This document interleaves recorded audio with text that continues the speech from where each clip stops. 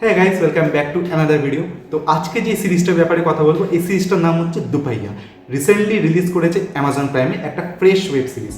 Fresh কেন বলছি, কারণ এই সিরিজটা দেখে আমার মাইন্ড মুড দুটোই ফ্রেশ হয়ে গেছে। আর এই সিরিজটা যেহেতু অ্যামাজন প্রাইমে রিলিজ করেছে, সেহেতু তোমাদেরকে মনে হতে পারে যে অনেকটা অ্যাকচুয়ালি ওরকম ভাইবস লাগবে যেটা আমরা অলরেডি পঞ্চায়েত বা মির্জাপুরে দেখে এসেছি। তবে এটা পুরোটাই আলাদা সিরিজ। এটা একটা যেহেতু পুরো কমেডির উপর বেস করেই সিরিজ হয়েছে, তো সেই জন্য তোমাদের একটু মনেও হতে পারে যে একটু পঞ্চায়েত ভাইবস এখানে আসছে, আর সেটা খুবই ভালো লাগছে অ্যাকচুয়ালি দেখতে। আর এই সিরিজে যারা কাস্টিংয়ে যারা রয়েছে তাদের মধ্যে বলি, আমার ফেভারিট হচ্ছে গজরাজ রাও, আর সাথে ছিল রেণুকা সাহানে। আরেকটা ক্যারেক্টার, সে হচ্ছে, তার নাম হচ্ছে স্পার্শ শ্রীবাস্তব। এই স্পার্শ শ্রীবাস্তবকে তোমরা যদি না চিনে থাকো তাহলে আমি বলে দিই, এর আগে তাকে আমরা জামতারাতে দেখেছিলাম, আর তারপরে তাকে আমরা দেখি লাপাতা লেডিসে। সেই ক্যারেক্টারটাই এখানে আছে। আর আমি একটু হালকা সিনাপসিস দিয়ে দিচ্ছি। অ্যাকচুয়ালি এটার গল্পটা হচ্ছে বিহারের একটা গ্রামের নাম হচ্ছে ধড়কপুর। এই ধড়কপুরে লাস্ট 24 বছর ধরে কোনো রকম ক্রাইম হয় না, লিটারালি কোনো ক্রাইমই হয়নি সেই গ্রামে।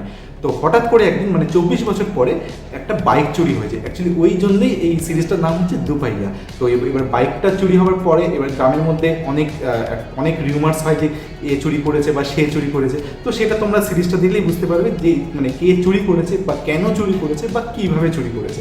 এটা সিরিজটা দেখলেই তোমরা বুঝতে পারবে।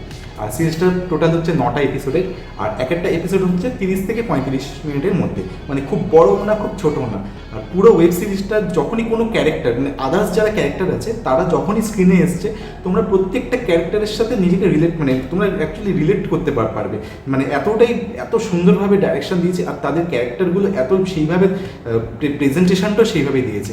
আর সাথে যেরকম ব্যাকগ্রাউন্ড মিউজিক দিয়েছে, যেটা আমি অলরেডি বললাম যে যেহেতু এটা অ্যামাজন প্রাইম বানিয়েছে, সেহেতু এটা তোমাদের মনে হতে পারে একটু পঞ্চায়েত ভাইবস। তো ওরকম একটু মিউজিকটা খুবই ভালো লেগেছে। আর যেই কালারটা ইউজ করেছে আর যে ক্যামেরা অ্যাঙ্গেলগুলো ইউজ করেছে, প্রত্যেকটা কোনো দুটো ক্যারেক্টারের মধ্যে যখন কোনো কনভারসেশন হচ্ছে, সেই এক একটা ক্যারেক্টারের মুখে যখন ক্যামেরা যখন ফোকাস দিচ্ছে, সেই ক্যারেক্টারটা সেই যেইভাবে অ্যাক্টিং স্কিলটা যেটা দেখিয়েছে সেটা খুব অসাধারণ করেছে। আর কোনো কনভারসেশন ঠিক এমনভাবে ডাইরেক্ট যে লিখেছে, আর সেও এখানে রয়েছে অলরেডিও। আর এমনভাবে প্রত্যেকের যেইভাবে ডায়লগ ডেলিভারি আছে, তাদের টাইমিং খুবই সুন্দর দিয়েছে। আর অ্যাক্ট্রেস যদিও খুবই ভালো, তবু একটা অনেক সিরিজে গল্পের জন্য অনেক সিরিজ মার খেয়ে যায়, বা আবার অনেক সিরিজ গল্পের জন্য ভালো হয়ে থাকে। এই সিরিজটা হচ্ছে ঠিক এইটাই, যে প্রত্যেকটা ক্যারেক্টারই ভালো পারফরমেন্স দিয়েছে, প্লাস ওভারঅল আমার জন্য এই সিরিজটা রেটিং হচ্ছে 8/10।